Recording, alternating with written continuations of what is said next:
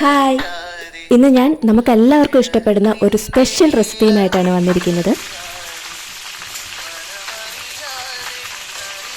അതെ, ഇന്ന് നമ്മൾ ഉണ്ടാക്കാൻ പോകുന്നത് KFC സ്റ്റൈൽ ചിക്കനാണ്. ഇത് ഇത്ര ഈസി ആയിട്ട് നമുക്ക് വീട്ടിലുണ്ടാക്കാൻ പറ്റുന്ന ഒരു സാധനമായിരുന്നെന്ന് നിങ്ങൾക്ക് ഈ വീഡിയോ കണ്ടു കഴിയുമ്പോൾ മനസ്സിലാവും. ഒരു ബൗളിലേക്ക് 1 കപ്പ് മൈദയും 1/2 കപ്പ് കോൺഫ്ലോറും എടുക്കുക. അതിലേക്ക് 1 സ്പൂൺ ഗരം മസാലയും ആവശ്യത്തിന് മുളക് പൊടിയും കുറച്ച് മഞ്ഞൾപ്പൊടിയും ആവശ്യത്തിന് ഉപ്പും കൂടെ ചേർത്ത് നന്നായിട്ട് ഇളക്കുക. ഞാനിവിടെ ഒരു 3/4 കിലോ ചിക്കനാണ് എടുത്തിരിക്കുന്നത്. അതിൻ്റെ അനുസരിച്ചാണ് ഞാൻ 1 കപ്പ് മൈദ എന്ന് പറഞ്ഞത് കേട്ടോ. ഇനി നമുക്കിതെല്ലാം കൂടെ ഇളക്കി മിക്സ് ആക്കിയിട്ട് അതിലേക്ക് ചിക്കൻ ഇട്ട് കൊടുക്കാം. ചിക്കൻ ഇതുപോലെ കഷ്ണങ്ങളാക്കിയിട്ട് അത് ഒന്ന് വരഞ്ഞിട്ടുണ്ട് കേട്ടോ. കത്തി വെച്ചൊന്ന് വരഞ്ഞിട്ടാണ് നമ്മളിത് ഇങ്ങനെ മിക്സാക്കി കൊടുക്കേണ്ടത്.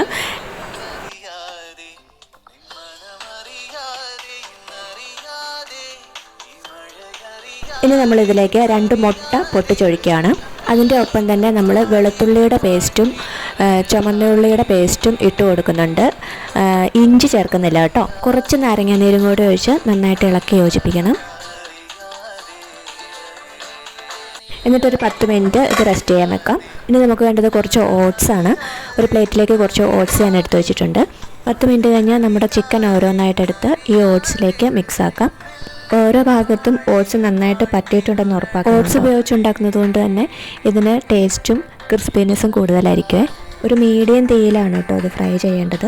അപ്പോൾ മാത്രമേ ചിക്കൻ അകത്തും പുറത്തും ഒരുപോലെ വെന്ത് നല്ല ഗോൾഡൻ നിറമൊക്കെ കിട്ടുള്ളൂ. ഇനിയിപ്പോൾ വീട്ടിൽ ഓട്സ് ഇരിപ്പില്ലെങ്കിൽ തന്നെ നമുക്കിത് മൈദ വെച്ചുണ്ടാക്കാവുന്നതേ ഉള്ളൂ കേട്ടോ. ഞാൻ സാധാരണ മൈദ വെച്ചാണ് ഉണ്ടാക്കുന്നത്. പിന്നെ ഞാൻ ആദ്യം തന്നെ പറഞ്ഞില്ലേ, എളുപ്പത്തിൽ പെട്ടെന്ന് ഉണ്ടാക്കാൻ പറ്റും ഓട്സ് ആയതുകൊണ്ട്. വെറുതെ ഇങ്ങനെ ഒന്ന് സ്പ്രെഡ് ചെയ്തിട്ട് ഓട്സ് എല്ലായിടത്തും പറ്റിച്ചിട്ട് നമുക്കിങ്ങനെ ഫ്രൈ ചെയ്തെടുത്താൽ മതിയാവും. മാവായി കഴിയുമ്പോൾ നമുക്ക് ഈ മാവ് എല്ലായിടത്തും നമ്മളിങ്ങനെ കൈ കൊണ്ട് പ്രസ് ചെയ്ത് തേച്ച് പിടിപ്പിച്ചിട്ട് വേണം നമ്മളിങ്ങനെ ഫ്രൈ ചെയ്തെടുക്കാൻ.